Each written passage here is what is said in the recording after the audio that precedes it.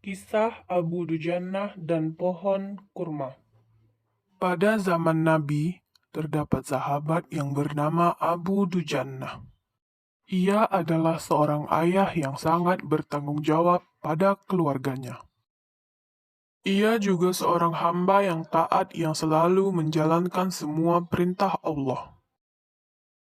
Namun, selama beberapa waktu, Abu Dujannah selalu terburu-buru pulang, bahkan sebelum bacaan doa setelah subuh selesai.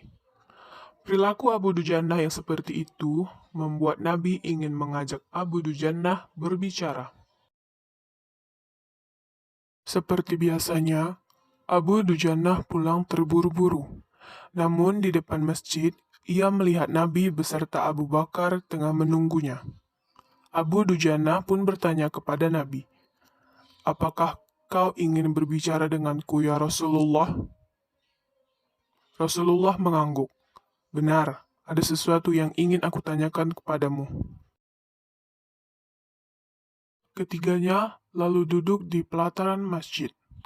Di sana Rasulullah bertanya, "Mengapa engkau selalu terburu-buru usai sholat tanpa menunggu bacaan doaku selesai?" Abu Dujannah dengan wajah menyesal menjawab, "Sesungguhnya saya mempunyai satu alasan." Rasulullah kembali bertanya, "Alasan apakah itu?" Sebelum menjawab, Abu Dujannah menghela napas dalam-dalam dan membuangnya perlahan. "Begini Rasulullah, di samping rumah saya terdapat pohon kurma menjulang tinggi milik tetangga. Ketika angin bertiup di malam hari, buah-buah tersebut sering jatuh di depan rumah." Abu Dujannah diam sejenak, lalu melanjutkan, "Ya Rasulullah, sesungguhnya keluarga saya adalah keluarga yang kekurangan. Anak saya sering kelaparan dan menangis karena tidak ada makanan. Saya takut jika dia menemukan kurma itu jatuh di depan rumah, dia akan langsung memakannya. Maka untuk menghindari hal tersebut, setiap pagi sebelum anak saya bangun, saya selalu bergegas pulang untuk memunguti kurma yang jatuh, dan langsung saya kembalikan kepada pemiliknya." Abu Dujannah melanjutkan, "Namun sayang, kemarin pagi saya terlambat pulang dan menemukan anak saya sedang memakan kurma tersebut. Saya tidak mau ia memakan sesuatu yang haram. Lantas saya langsung mengambil kurma-kurma itu dari genggaman anak saya." Abu Dujannah menghela nafas dan melanjutkan kembali ceritanya. "Anak saya langsung menangis saking laparnya. Namun saya tetap tidak bisa membiarkan anak saya memakan sesuatu yang bukan haknya.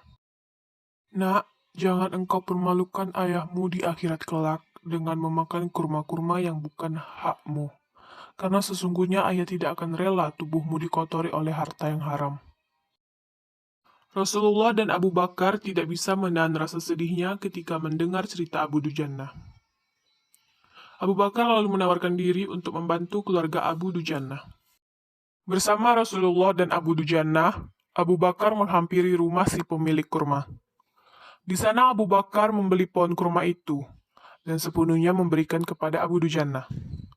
Si pemilik kurma sangat senang sekali karena berpikir bahwa ia akan mendapatkan uang hasil menjual pohon kurma dan pohonnya tetap di halaman rumahnya, sehingga ia masih bisa mengambil buah-buahnya. Namun Allah menghendaki lain. Esok paginya pohon tersebut berpindah ke halaman rumah Abu Dujannah. Ini salah satu peristiwa mukjizat Nabi Muhammad SAW. Sejak peristiwa itu, anak-anak Abu Dujannah bisa dengan bebas makan kurma yang berada di halaman rumah tanpa khawatir lagi.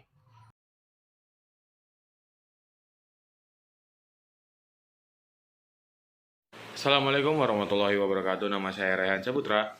Saya dari Prodi Sistem Informasi, mata kuliah Sistem Operasi akan menjelaskan tentang virtual mesin dan sistem terdistribusi.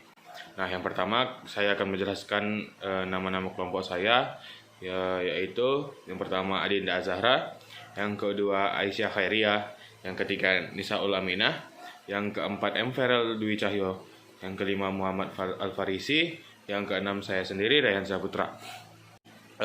Langsung saja saya akan menjelaskan tentang virtual mesin.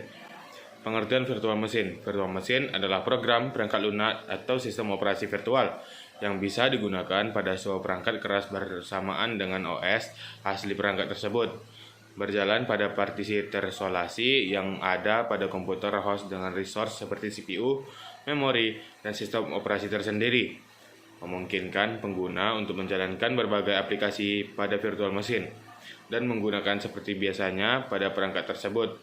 Teknologi virtual machine biasanya digunakan pada lingkungan cloud server untuk mengakomodasi berbagai tingkat kebutuhan. Cara kerja virtual machine. Virtual machine akan berjalan sebagai proses di jendela aplikasi di OS perangkat fisik. File kunci yang membentuk virtual machine termasuk file log, file pengaturan environment, file disk virtual, dan file konfigurasi. Proses berjalannya dikelola oleh perangkat lunak hypervisor. Fungsi dan manfaat virtual machine mudah berganti ke beberapa sistem operasi dalam suatu perangkat fisik. Bisa digunakan untuk melakukan pengujian pada sistem operasi yang berbeda. Pengujian software pada banyak OS yang berbeda juga lebih mudah. Digunakan untuk kompilasi beberapa server yang berbeda pada suatu perangkat. Jenis-jenis virtual machine. Proses virtual machine menyediakan lingkungan pemrograman yang terisolasi dari software dan sistem operasi apapun. Contohnya JVM, Java Virtual Machine. Sistem virtual machine bergantung pada kinerja hypervisor seperti VMware SC untuk bisa beroperasi. Software virtual machine terbaik. 1. Hyper-V, sistem operasi GUI yang disupport Windows Server, Windows XP, SP, beberapa Linux OS. 2. VirtualBox digunakan pada Mac, Windows, Linux. 3. QEMU bisa digunakan sebagai virtual machine, host, dan juga emulator mesin. Pengertian sistem terdistribusi. Sistem terdistribusi adalah sebuah metode di mana pengoperasiannya menggunakan jaringan komputer. Komponen yang ada pada jaringan komputer telah terdistribusi akan saling berkomunikasi. Saluran komunikasi biasanya dilakukan menggunakan jaringan LAN, Local Area Networking. Tujuan penggunaan sistem terdistribusi membuat otonomi lokal dilakukan dalam komputasi pemakai lokal semuanya akan terhubung dengan lebih mudah. Pengguna lebih produktif. Teknik dan bahasa yang digunakan sudah akrab dan sering digunakan. User lokal bisa mengakses data jarak jauh.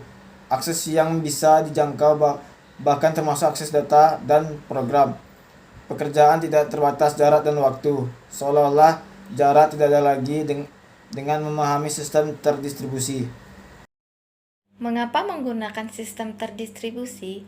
Karena sistem terdistribusi sangat diperlukan di era sekarang, karena memiliki fitur melakukan distribusi autonomous, kabel maupun wireless, sehingga memungkinkan kita untuk melakukan berkomunikasi walaupun jaraknya sangat jauh. Itulah tadi penjelasan kami dari kelompok 6 mengenai virtual machine dan sistem terdistribusi. Terima kasih. Assalamualaikum warahmatullahi wabarakatuh.